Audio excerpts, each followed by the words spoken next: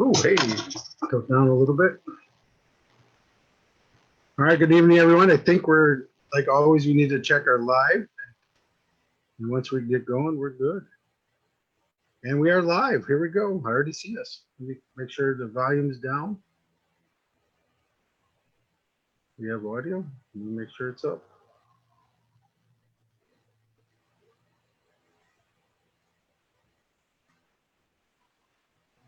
Right here. All right, there it is. I hear ourselves. Hey, Mark, we're live. Hi, everybody. Welcome to the Scotty Rorek Talks About.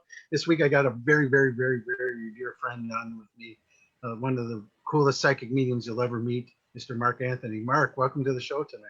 Oh, thank you, Scotty. It's always great working with you. We have such a good time, and I'm glad we're doing this.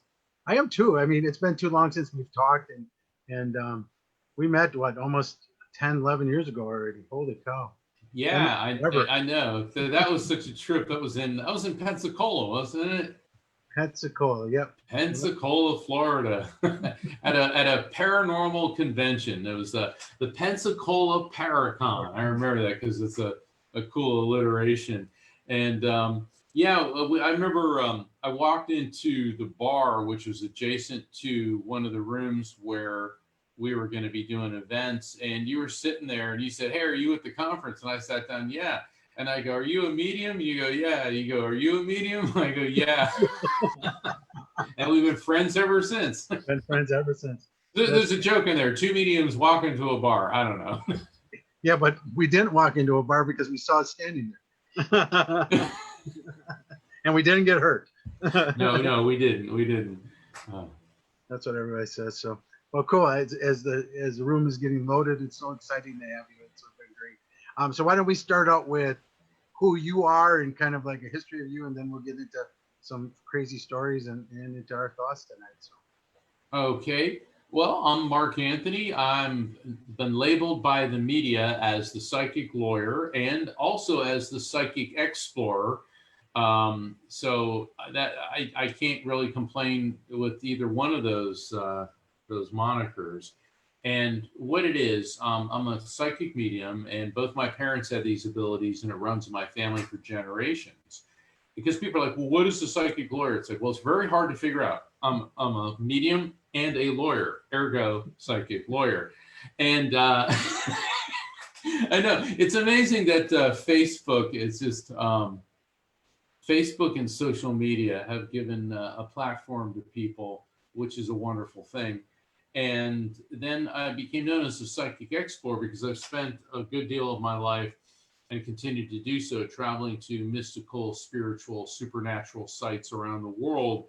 And I've got a background in archaeology, history, philosophy, quantum physics, and I appear on many shows as a legal analyst and also as a paranormal expert.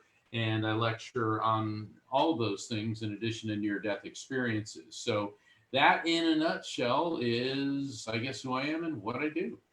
That's really cool. I mean, yeah, we've had a blast. So like I always say, I'm the psychic realtor. I'm not a realtor yet, but I help people find out if they should buy the house or not. So I'm the psychic advisor. So I've done that a lot, and I enjoy that a lot. I think that's super fun. Okay, I have to ask. So what do you do in your capacity? Okay, as the psychic realtor? I have them take me into the house that they're going to buy, and we do a walkthrough on their phone, through Zoom or whatever. And then I find the energies of the house, and then we talk to them and they see if they're going to be compatible with the people in the house or not. And, oh, that's pretty cool. Yeah, it's really kind of neat because you get to feel who's in there. You tell them who is there, and then you work out with the spirits. You know, I worked out with this one lady who had a house she was going to buy. It fell through, but the guy was very happy that he was going to be there because she was into cars and he was into cars. He had a very, when he was alive, he had a big car collection at the house. So, you just work with the energies of the house. It's kind of cool. Yeah, I had somebody one time, they messaged me and they said, "Do you handle the legal affairs of dead people?" And I'm like, look, if the other side has a legal system, I'm going to start believing in hell. Exactly. That's too funny. So I have this. Oh, so this is my big thing for the lawyer. So if I'm gonna die, can we put my stuff in a trust and just let it sit there? So when I come back in next life, I can come back and access it. Because that's what I want to have on my tombstone. I'll be right back. Don't touch my shit. Yeah, it's sort of what the Egyptians tried, and what Everybody rated this stuff. yeah, everybody's waiting, and most likely what's going to happen is in about 800 years, your body and your possessions are going to be on display in a museum. So if that's what you want for your physical remains, have at it. But what's so funny about that, I know that you're aware of this, Scotty, is that spirits couldn't care less about material objects, material wealth, or money, because once we leave this world, which I call the material world, we transition to a different dimension, a different frequency, and exist in a purely energetic state. Right. And so the material attachments that we find so near and dear to our hearts immediately have no meaning once we leave this world. Right. I mean, that's the same thing as everyone asked me, so do spirits watch us poop or have sex? No. Who cares? Well, they could, but why would they? You know, I mean, they're zipping around at the speed of light, and they're going to connect with us when they need to. You know, because a lot of people are like, well, are they stuck here? And it's like, well, I know they're able to leave. Put it this way: when you die, you revert to this purely energetic state, and you know that. Mm-hmm. So why would you want to stay here? Because to put it in things we can understand, you have a choice. You could stay here, which would be like hanging out at a garbage dump, or you could go to Maui. Okay, so I mean, but I've put out there too, because I know we've talked about it on the show here. I'll get your opinion on it, but see, I believe there's difference between ghosts and spirits, and what I do is the ghost is the one that still has enough presence here where they haven't crossed all the way over, or a spirit is where they've crossed all the way over, or where they've gone to Maui. The other ones are living in the garbage dump, and that's the lower energy that's stuck here. Well, see, now I'm very well aware of that theory, and I don't necessarily completely disagree, and that's why I was like talking to you, because we can agree to disagree. Yeah, well, yeah. My belief is as soon as you die, you immediately transfer to that energetic state. But for some reason, certain spirits like to return to a physical location. Mm-hmm. And there may be reasons why they want to do that, but they're not trapped or stuck there. And the other school of thought is that some places that are supposedly haunted aren't actually haunted. It's a residual energy echo. And that's why, like, a lot of people will come in and you can clear that energy, because it's no more a sentient spirit than your reflection is actually you in a mirror. And when I call it a residual energy echo, it keeps like playing over and over and over. And so what someone like you or I or people that do clearings, you deflect that energy away, and then the haunting can stop. So there's many, you know, and it's very, very complex. Plus, we're not just dealing with human spirits either, because there could be elemental spirits that are more aligned with plants, animals, earth, you know, earth energies that people encounter. And when you encounter a non-human spiritual intelligence, what do people immediately jump to the conclusion, Scott? Demons. Yeah, demon. Yeah, they do. It's a demon, you know. And what it is, people tend to fear the unknown, and when you fear something, that makes it evil. Right. And exactly. That's the key to it, is the fear. See, now I don't even believe. So you and I are more similar than even what we think we are, is because I don't believe a ghost is stuck here. Right. I just believe a ghost is spending their time here when they shouldn't. You know, you're still come back. That energy can go back to be of all the way over of Maui, like you said, you know, or the other spirits. Because now the people that go to the Maui, or the souls that go to Maui or the other side, can come back too. And that's what we try to get everything. Absolutely. Yeah. I mean, we're talking, it's all frequency. It's and they're able to make that quantum leap from one dimension to another in the blink of an eye. Right. And I mean, seriously, I know that when I transition, the last thing I want to do is hang out here. I would be more interested in what's it like being in a purely energetic, infinite state? What can I learn? What can I patch into? What can I connect with?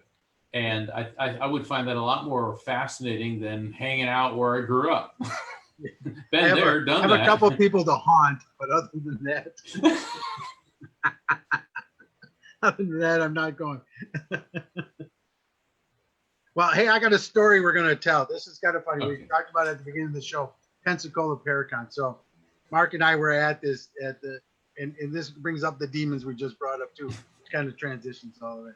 So Mark and I are in this panel. We're on either ends of the panel. So they didn't put the psychic mediums together because that would be bad. That would be bad. So we're at the end of this panel, and we started on the Ouija boards, and we both, I know Mark agrees. Yeah.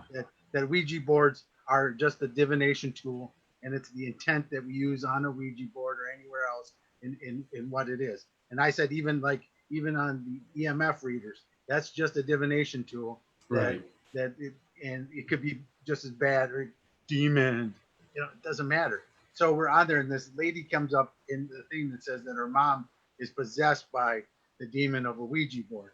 And Mark and I look down the table at each other like, no, she isn't. Yeah, because a Ouija board is a piece of wood. Okay, it's a toy. It's a toy, and where do you buy it? Toy stores. And you were exactly correct. You're talking about it's the intention, and when you put your intention into this thing, yeah, you can open up and attract certain things. But I think a legitimate medium does not need an assistive device. Correct. You don't need a Ouija board. You don't need a deck of cards. You don't need a crystal ball. You don't need to make people sit in the dark and that sort of thing. It should be, spirits are around in full daylight. It's just that it's more the ambiance. So when you do a group reading, if the lights are a little bit dimmer, I think it just makes it a warmer atmosphere than we're doing this in full fluorescent lighting. But Mark was talking about physical mediums. Next subject. Anyway, we're back. We're still at the table, and we're telling this lady that her mom is not possessed by the Ouija board and the demon of the Ouija board. And I said to her, I said, so do you think Parker Brothers has at the end of the line when they make the boards, they have all these demons standing there, and they go, okay, Beelzebub, you're going to this one, go into that board, and then it doesn't make sense. And so the lady gets up and she, honest to God, curses Mark and I. She says, may your life be blah, blah, blah. She curses us and she leaves the room because she was so mad that the fact we said that it was her mom's intent and not the Ouija boards, which it is her mom's intent. Yeah. And then 2 days later, I get cast in my first movie, and then everything positive in my life has happened. And now I'm doing mediumship full time. And it's all because of the curse. Well, thank you, ma'am. Yeah, first off, I forgot that we were cursed. And secondly, since that time, I've had 2 best-selling books in over a dozen different languages. I've been on TV over 100 times, radio a couple thousand times. And my next book is in the pipeline and will be coming out. So also, the thing about curses, and I'm glad that you brought that up, they're a joke. But a lot of people, if you emotionalize it and personalize it. So if I say, I am casting curse on you, and what you do, it's a self-fulfilling prophecy if you start focusing on the negativity of it. Right. Okay. Like Scotty and I, we just deflected it off. And, and it's a shame that this woman was so in love with the concept of evil that she couldn't see that it was her own self that was creating this and the illusion that it was somehow real. But curses only could work if you allow it to work. And I don't feel that there's any supernatural power in play that can curse you. So if someone says, I curse you with bad health, and then you take that seriously and put it in your mind, you're going to find a way to make yourself sick. And it's all about positive intention, positivity. We want to focus on the white light, the Christ consciousness, the universal consciousness, the Godhead, And whenever, if you wake up in the middle of the night, you have cold chills and tingles, and maybe you've had a scary dream, or maybe you feel there's a dark presence around you, what I do is I pray. And I invoke the white light of God. And I envision, it's like on Star Trek, the transporter coming down. I envision a beam of white light, but then I have it engulf my bed, then engulf my room, then engulf my house, and engulf my neighborhood, because you're asking for the power of God, so it's unlimited. And when you fill your heart and your mind with positive energy, none of that darkness. Darkness can't even stand up to so much as a candle flame. No, I know. And what's such a shame, even with that lady, was that because she lived in it, that's why her mom wasn't getting any help, because she was just amplifying the low vibrational energies, and them thinking everything that bad comes in their life is because of the demons, and it's not. Because we make our own heaven and hell. That's where Yes. it comes down to. And if you don't believe that, then you're going to make your own hell on this earth, because that's the way it is. Well, Because demons my are earth is heaven. This life for me is amazing. I love it. and the devil are a convenient excuse for bad behavior and a rationalization. Remember there was a comedian years and years ago, Flip Wilson, and his motto was, "The devil made me do it," and that was a punchline to a lot of jokes. I believe that the devil does exist. It's called the human ego, where you edge God out. And whenever you do something negative to someone else, something that you would consider evil, you don't need some jerk with a pitchfork sticking it in the butt motivating you to do this. You're doing it because you're not acting out of love for anyone. And you're not even acting out of you're supposed to love yourself, but not in the way that me. And think about it. Anytime that you've said something unkind to another person, done something, become angry, violent with another person, it's because you're acting out of self as center of the universe, Right. as opposed to acting out of love.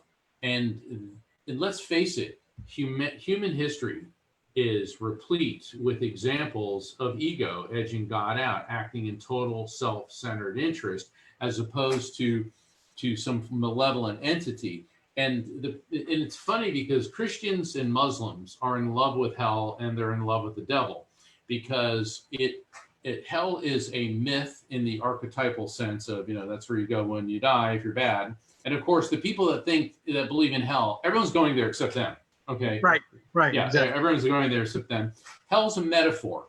And it's a metaphor that if you do this, you will go to hell. In other words, there's repercussions. But hell is also very real in that it exists here on planet Earth.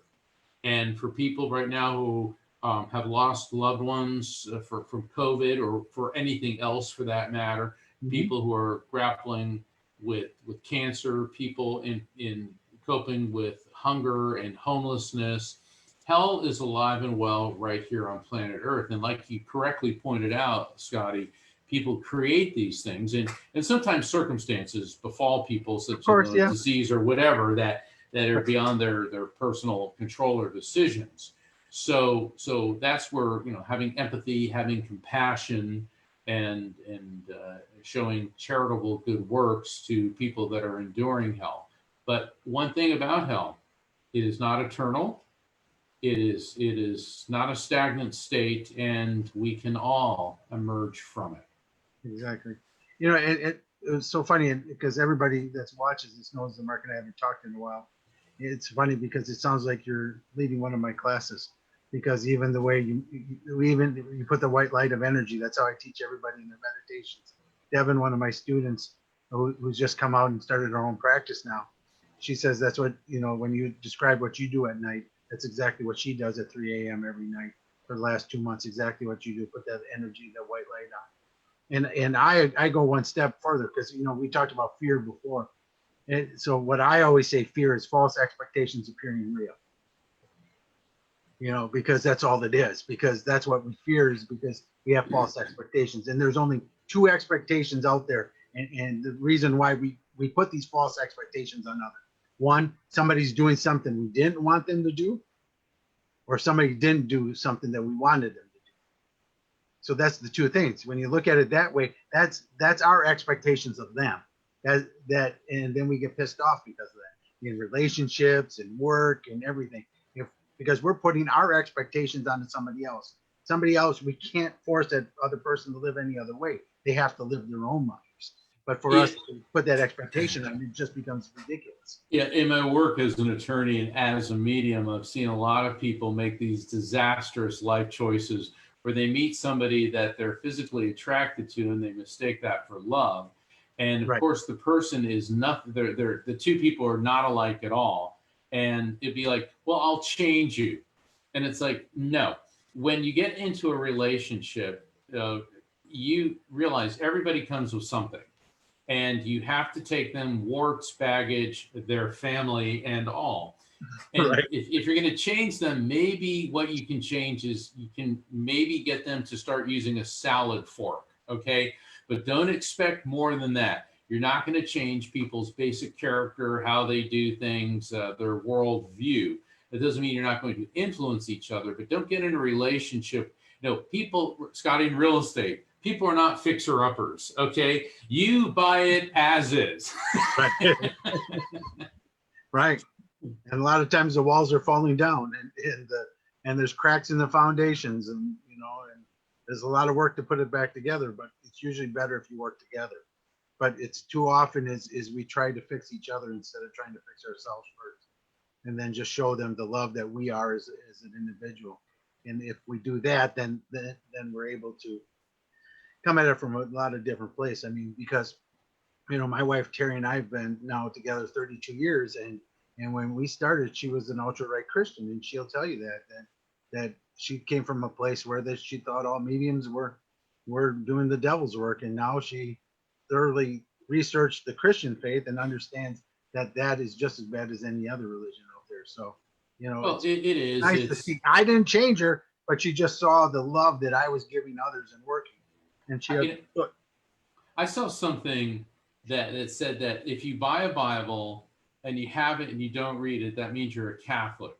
If you only read the passages to justify your point of view, then you're a Protestant. And if you read the entire thing from start to finish, you'll be an atheist. Now, I'm not saying that I agree with it, but I read that and it started cracking me up, because I was raised in the Catholic faith. I mean, heck, I was supposed to be a Catholic priest. Okay, that's where I was an altar boy. So I would have grabbed your host if they fell. Yeah, so we're headed in that direction. And I know so many evangelicals, they can quote chapter, line, and verse and all this. And to me, it's like, so what? Okay, but God wrote the Bible. And it's like, yeah.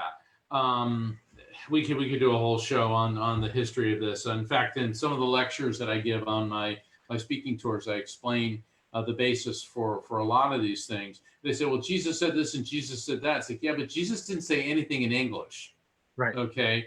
Jesus spoke Aramaic, and then it was translated into Greek, but that was the Greek of 2,000 years ago. And then when we get to the Old Testament, it was Aramaic and then also Hebrew, and translated thousands and thousands of times. Also, what people need to realize is with the Old Testament, like with Luke the evangelist, Matthew, Mark, Luke, and John, the accounts of the Gospels were written anywhere from 30 to 60 years after Jesus died and descended, if that's how I was raised to believe. And that would be like you and I saying, reciting something that JFK said when there was no television. Right. Okay. We can look at ask not what you can do. You can say, well, he told us to ask of our country things that we can't do for, we could sit there and just butcher it into it's like one of my favorite movies of all times. It was the Monty Python's The Life of Brian. And it's a parody on biblical epics. And there's this scene where they're standing in the back, the Monty Python people, and they're at the Sermon on the Mount, and they're trying to hear what Jesus is saying. And they go, blessed are the cheesemakers. cheesemakers, what's so special about them? And this guy strokes his beard and says, oh, it's obviously a metaphor. It means all manufacturers of dairy products, and Monty Python, they could be very slapstick, but there was an intellectual humor to it. And that's how they were making fun of, or rather showing that you got to be very careful about saying, I take a literal translation of the Bible. And Right. so when people say, Scotty, that, the Bible says that mediums are not of God, it's in the book of Leviticus. However, in Leviticus and Deuteronomy, it also says that if your children are disobedient, they shall be put to death. If your daughter menstruates and walks in a temple, she shall be stoned to death. If your neighbor works on the Sabbath, he shall be put to death. Okay. And then the people that are casting those first stones, you look at what they eat for breakfast. It's a big pile of ham, sausage, and bacon. Ho, ho, ho. It also says in there that eating the meat from a cloven foot animal is an abomination. Right. And that's why conservative Jewish people are kosher, because they follow the dictates of those things. And let's face it, if your neighbor, is a realtor, Scotty, and you work on Sunday and you come home, should I shoot you in the head? It's just absolutely absurd how people take these things and then try to use them to justify their own ego-driven agendas. I mean, if you look at Christianity right now, it's actually the Pauline Christianity. It wasn't what Jesus wrote anyway, because it was all the stuff from Paul to all the Romans and everybody else. So if we're going to get into it, but Paul was not a contemporary of Jesus. They never walked together. They never met each other. They were later. So it would be like me today, never walking with Martin Luther King Jr. and then me profounding what he said. It would be, I couldn't do it, or I could, and then people would have to believe what I said. But he told everybody, and this is where I get everybody in the faith about mediumship. I said, how did Paul hear his messages? Well, he heard them from Jesus in a vision. I said, mediumship, huh? The Bible's filled with examples of mediumship. And where mediums and psychics are the good guys, they call us prophets and prophetesses. And when they want to call us bad, they call us witches and mediums. Right. And what's interesting is the term medium really didn't come into play until the Victorian era. And actually, I think it may have been the Jamesian era, the King James version of the Bible, which is really funny. I was on a radio show one time, and somebody called in and they said, what you do is against God. And he said, I'm a Christian. And I said, he's quoting the Bible, and said, what version of the Bible do you use? He goes, the one true version, the King James version. And then I knew I had him. Okay. And I'm sorry, I'm a lawyer and I'm a trial lawyer, and getting into a verbal argument with me, you better come on. And I said, so what do you know about King James? He goes, what do you mean? I go, what do you know about King James? Well, he ordered the Bible. I said, do you know who he was? Well, no. I said, he was the son of Mary, Queen of Scots. And Mary, the Queen of Scotland, was executed by her good Christian cousin, Elizabeth I of England. And when Elizabeth died childless, the only one left in the Tudor dynasty was James VI of Scotland, who became James I of the United Kingdom of England and Scotland. He goes, well, so what? I said, he was an extremely flamboyant and effeminate homosexual. His nickname was the Nancy King. He lived openly with another man. He inherited a kingdom in religious turmoil. His advisor said, can we do what they did in Germany and release a Bible in English instead of Latin? He said, sure. And bingo, there's the King James version of the Bible. I go, what's your position on homosexuality? Well, it's an abomination. I go, now, isn't that ironic that the Bible that you use to persecute gays was ordered into an existence by a gay? Click, he hung up, and the radio host was laughing so hard. He goes, Mark, we're so having you back on the air. And the thing is, when you look at Christianity, it's about peace and love and understanding.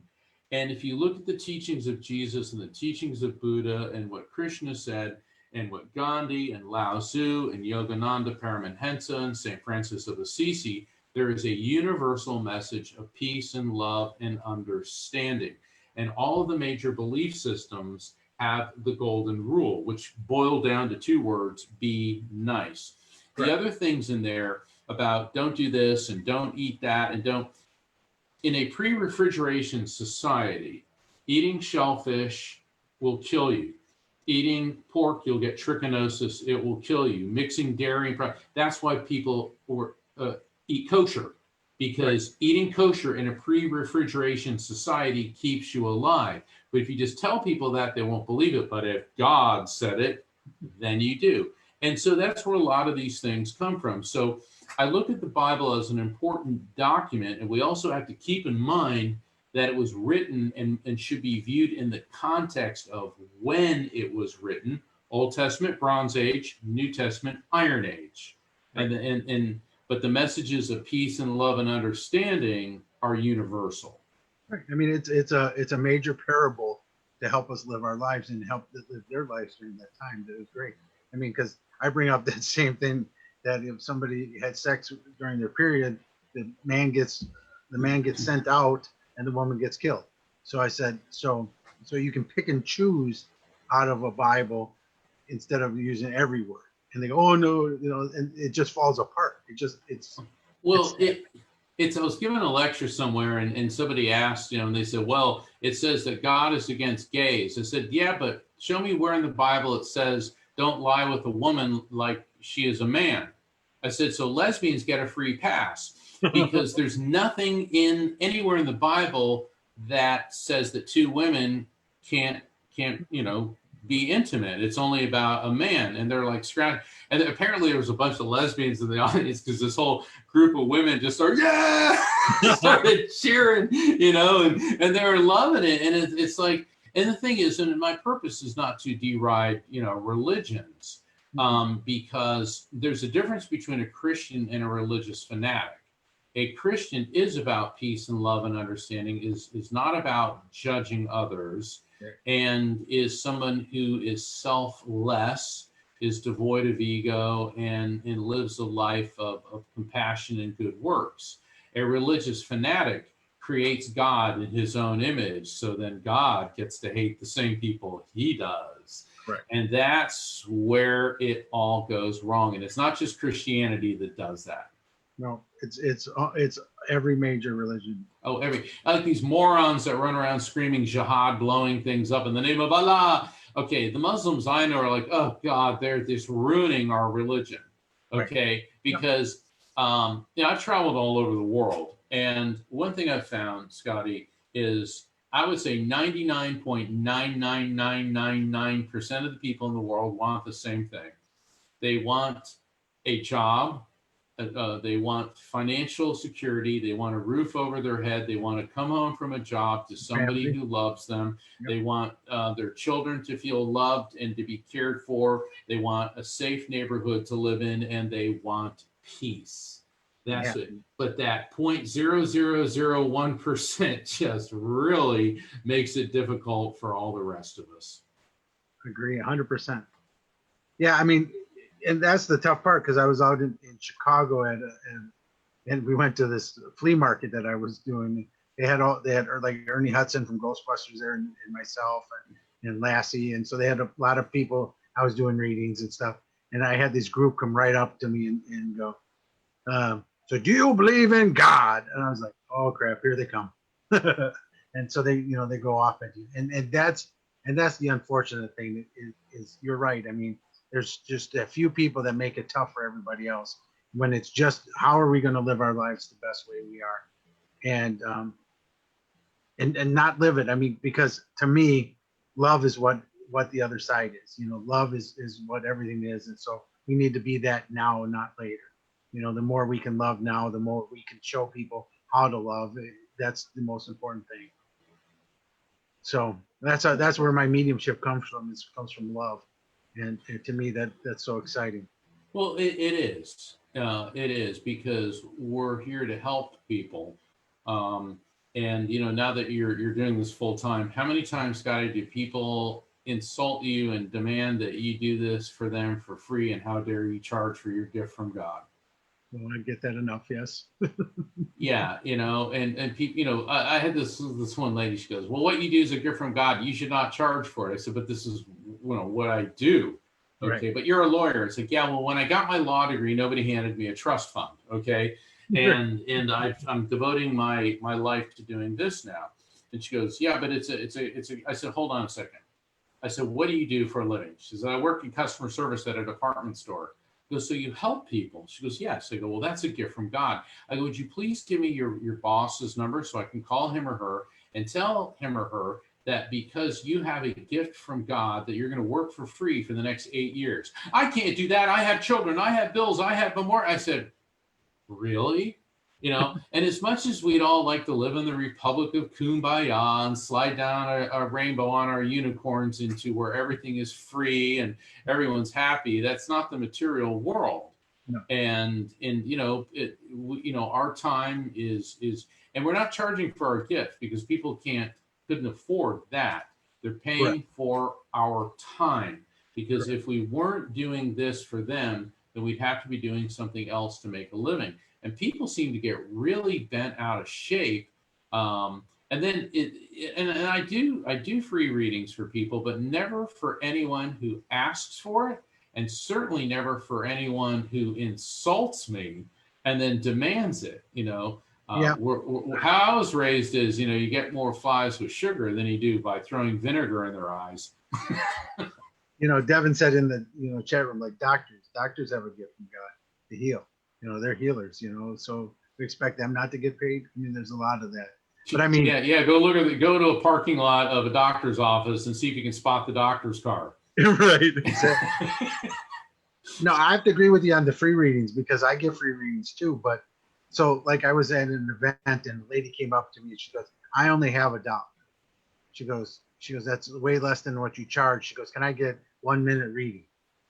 And so I gave her a full 10-minute reading for free. But I took the $1 because it meant enough to her to get a reading that she was going to give her last dollar for it. We ended up giving her other things later, but it was all about because she was willing to do it because she needed the help that much, and she was willing to give her last dollar up for it. That then it meant something. Then it was a true even exchange of energies, and in those cases I'll do free readings.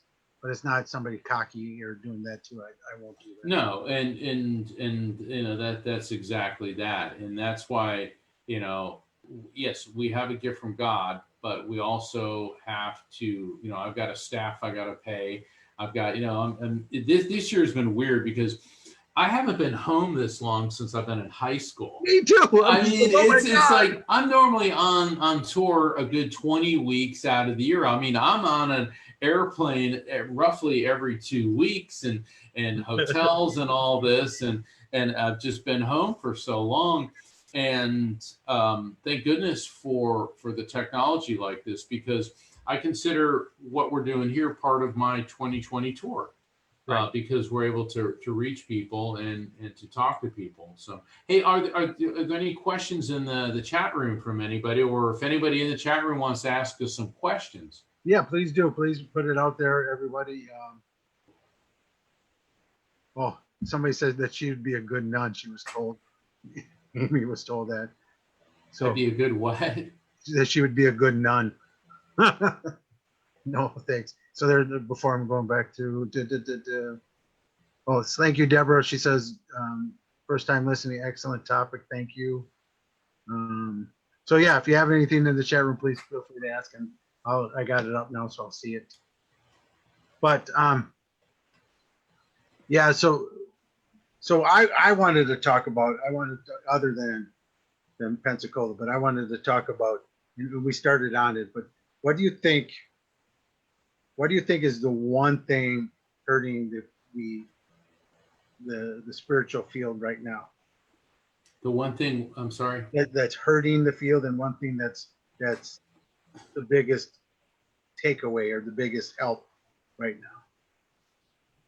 Well, let me start with the biggest help. The biggest help is that with legitimate mediums like you and I, We're evidential mediums. We just don't sit there and go, "Oh, your grandmother's here. She loves you."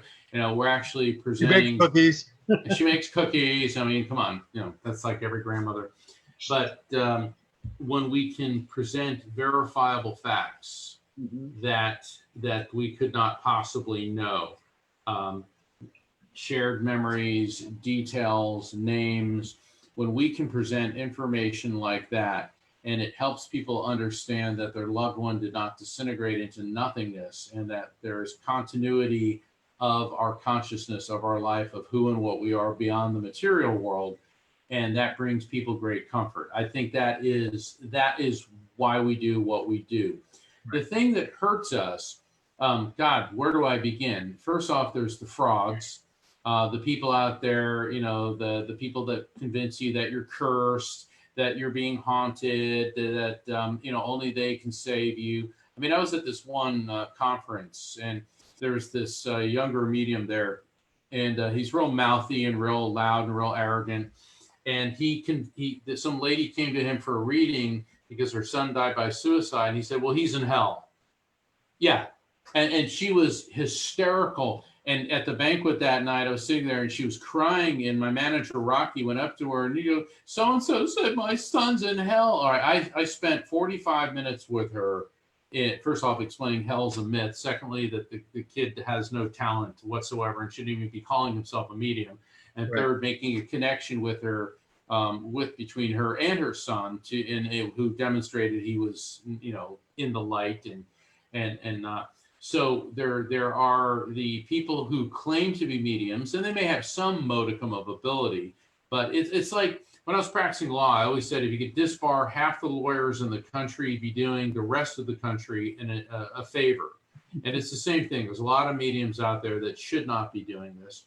Secondly, the religious fanatics that are hell bent on saying that what we're doing is evil and negative, when what we're doing is a gift from God. And if they actually understood the religion that they proclaim to practice, they'd see that it's filled with people like you and I. I'm not saying that we're prophets or saints, but a lot of people that were considered to be prophets and saints manifested what we now know as psychic and mediumistic abilities. And I think the third thing is the cynics. They're not even skeptics. A skeptic says, "I don't believe, but I'm open to evidence." A cynic says, "I don't believe it."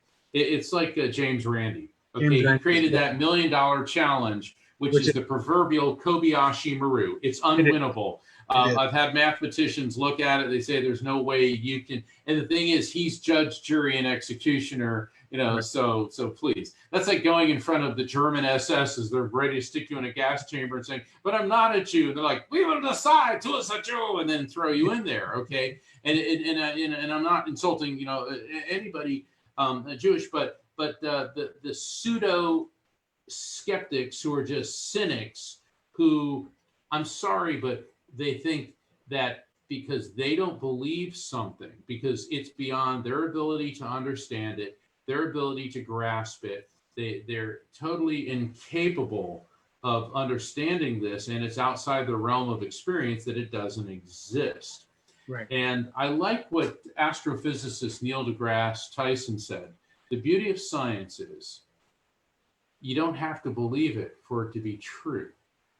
And it's the same thing with mediumship, which is based on sound scientific principles of quantum physics and energy transfer. Whether you believe it or not, it's real. Whether you believe in the afterlife or not, it's real. Whether you believe in God or not, God exists. And for all you atheists out there, you say, "Oh, I don't believe in any of that." All I can say is you are in for a really big surprise. I know. I can't wait to see it. I'll be standing there watching you come in. You know, I had one.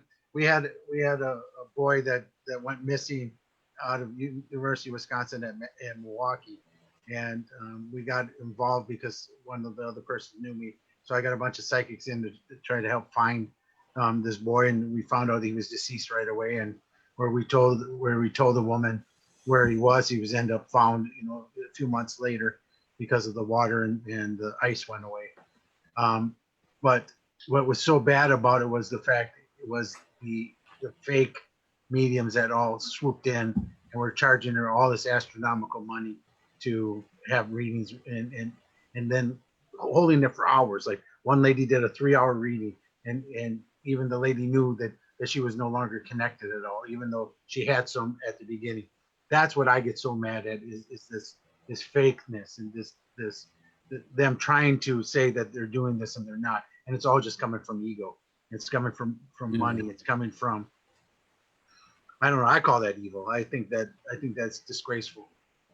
No, it is. It's definitely, I think, ego, and there's no excuse for that type of behavior. Yeah. So there's a question to you, Mark. Do you use, this is from Devin, Mark, do you use your gifts within your law practice in any capacity? Well, I'm not currently Right. practicing law now, but because of my time is focused on being a public speaker, an author, a medium. But when I was practicing law, it's part of my skill set. So yes, I would use it, and sometimes I'd be using it and not even realize it. So yeah, because it's part of my DNA. And I've had people say, well, that gives you an unfair advantage. Yeah, but we all have skills. We Right. all have skills. And when you go to a job, you bring your skill set with you. And that was mine. Yep. I mean, I use mine in retail, and I would build teams, and I built, I would hire people, and I have one store that's almost still there after 10 years. And in retail, you change over 2 or 3 times a year the entire staff. And here we got people that are still there after 10 years. It's because I use my mediumship. I use my abilities to find the right people to work together. And that's what it's about. So I used it. I know I did. And I'm glad I did because it really helped. Um, so everybody's talking about the skeptics and thing, they, right. Ignoring something doesn't make it go away. We are all collective consciousness. That was from Sunshine. Well, it's like saying COVID-19 doesn't exist. It'll just go away.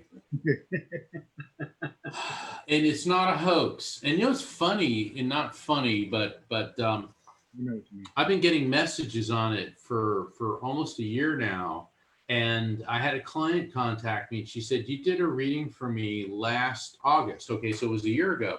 And she Right. kept saying, she said to me, she said during the reading, I guess it was her father's spirit came through, and he kept saying, I said, I see you in a surgical mask. You're always wearing a surgical mask by March of 2020.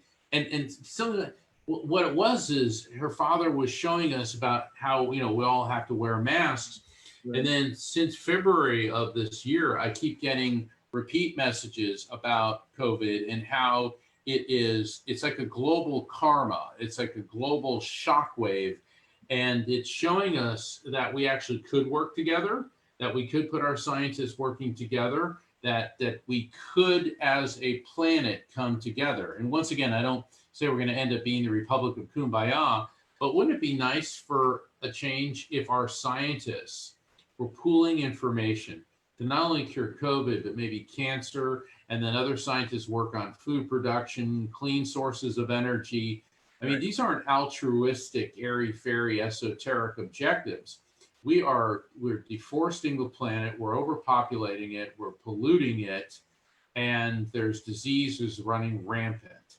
And all of these things can be controlled through the use of technology and science to make the planet a better thing. And we were given a glimpse how this could happen, because for about 6 weeks it was.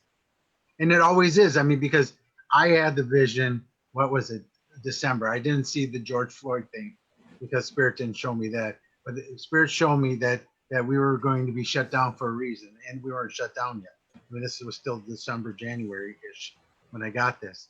And they showed me that it was to help us realize that we're moving towards a place that we're finally supposed to level up.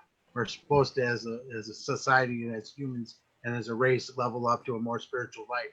And that when we work together in the oneness, that's what it's trying to create. It's still fighting itself because everybody's fighting it, but at least it's starting to put these things in place, just like you said, to kind of level us up. Here's the time to do it, and the time to be the oneness. But, so Devin said thank you. Sunshine's talking about the greed and population control. Yeah, but I mean, but we've had population control in these throughout all over through history. So if we go back and look at the Earth, kind of sheds, a lot of times. There's been a lot of plagues and Well, there have been, people are like, it's just the end of times. It's like, oh God, during the bubonic plague, the Black Death in the Middle Ages, oh, that was the end of time. Then the plague of 1665, and then I mean, you go all the 19, way up to now. 1917, when 50 to 100 million people died. And by the way, Trump, it wasn't World War II, it was World War One. That was rather shocking. I don't even want to get on that topic Me neither, because but it was I one war yeah. before. Yeah. And it was during a major war. So if he got messed up, it's no different than Biden getting messed up. So it really astounds me how they're not teaching history that much in school anymore. It's not considered an important subject, and that's always been one of, I think, the most important subjects, because the present is the sum total of the decisions made in the past, which means the sum total of the decisions made in the present are what's going to be our future. And history does repeat itself. Trends seem to come along, and we need to know where we came from, what happened. I mean, look what's going on in this country as a result of George Floyd, all these Confederate statues and the Confederate flag, and people say, well, this is heritage, and we need to respect these monuments. Well, but we're not erecting a statue of Benedict Arnold in the nation's capital.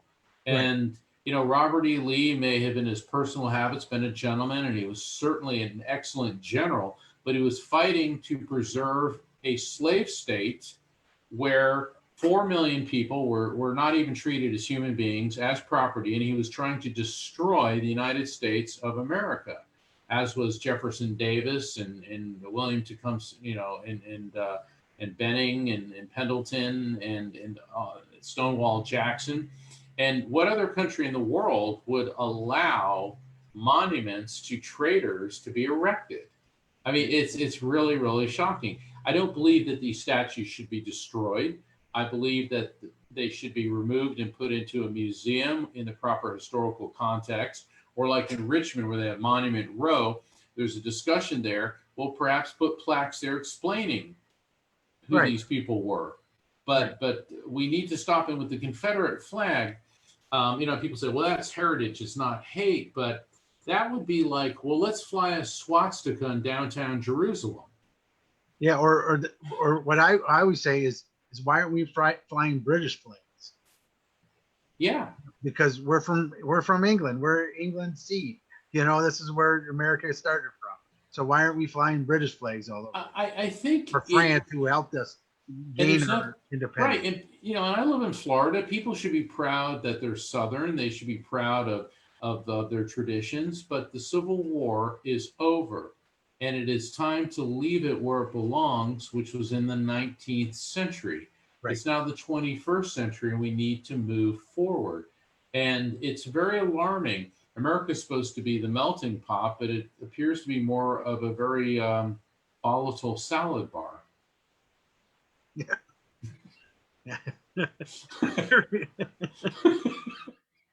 That makes a lot of sense.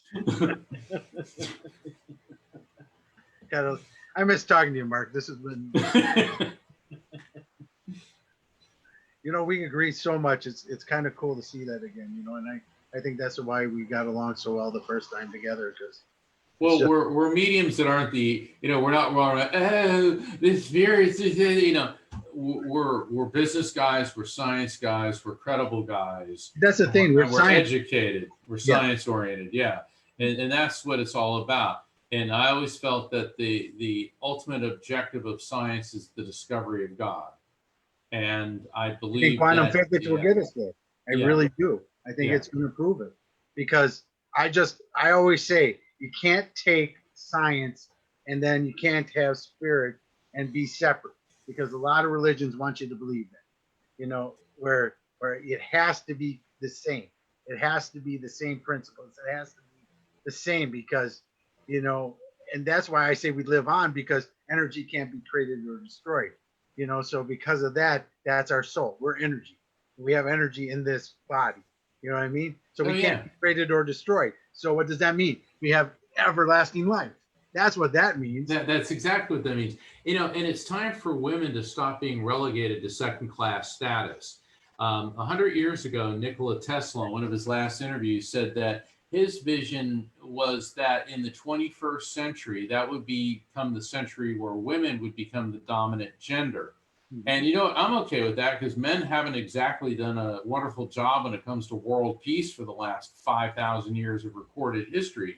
Right. And these religions that make women cover their faces and all this, and women can't be a priest, and women can't do this, and women can't. Enough.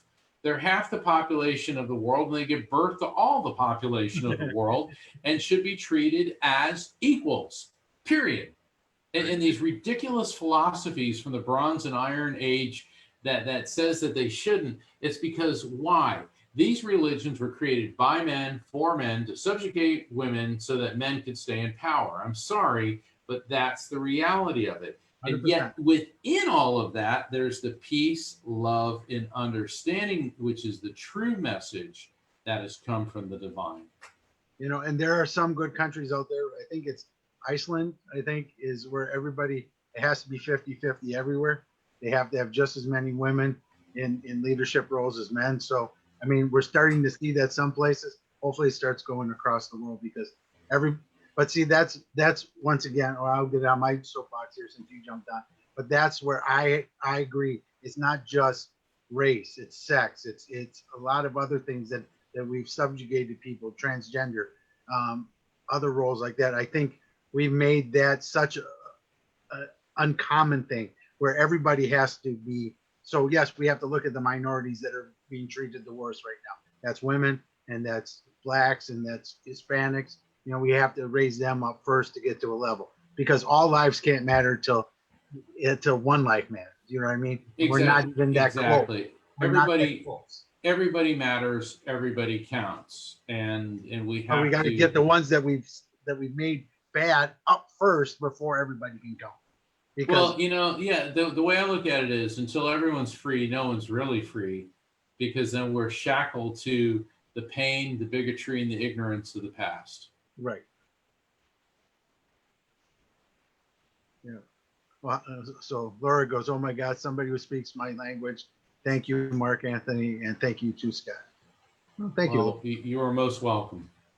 Well, it's what we believe. I've known Scott for a long time, and that's what we believe. Because, and also, as mediums, when we receive messages from the other side, there's no male dominance on the other side. No. And it's funny because people will say, well, he was an atheist. Why is he coming through? It's because he's an immortal living spirit, and his misguided beliefs here in the material world no longer apply.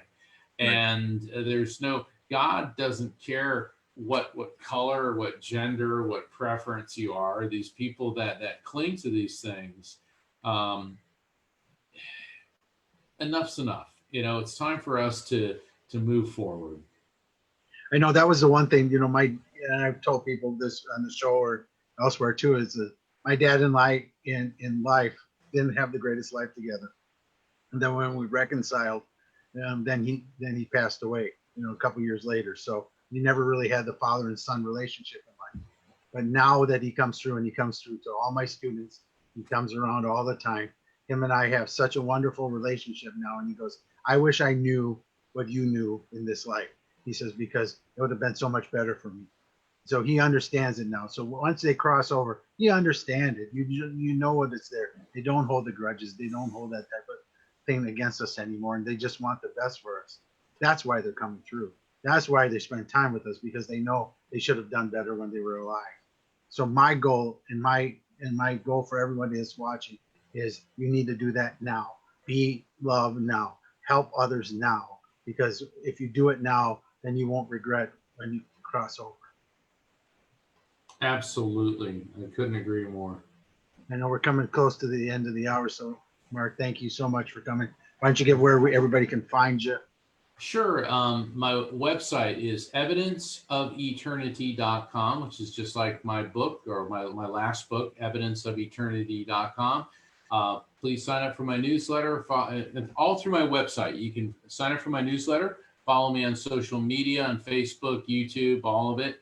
And you can find out about my book, Scheduling Phone Readings with Me, all at evidenceofeternity.com. Nice.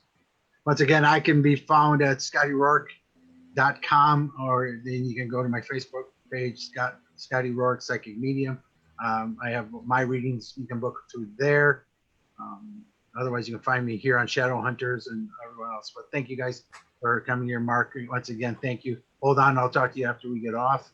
But thank you, everybody, for coming on. We'll see you next week. And my guest next week is Ken Gerhardt. So we're going to have an exciting time talking about aliens and cryptos and a lot of fun stuff. So we'll be talking about that next week. Well, thank you guys very much. Have a wonderful week, and namaste to everybody.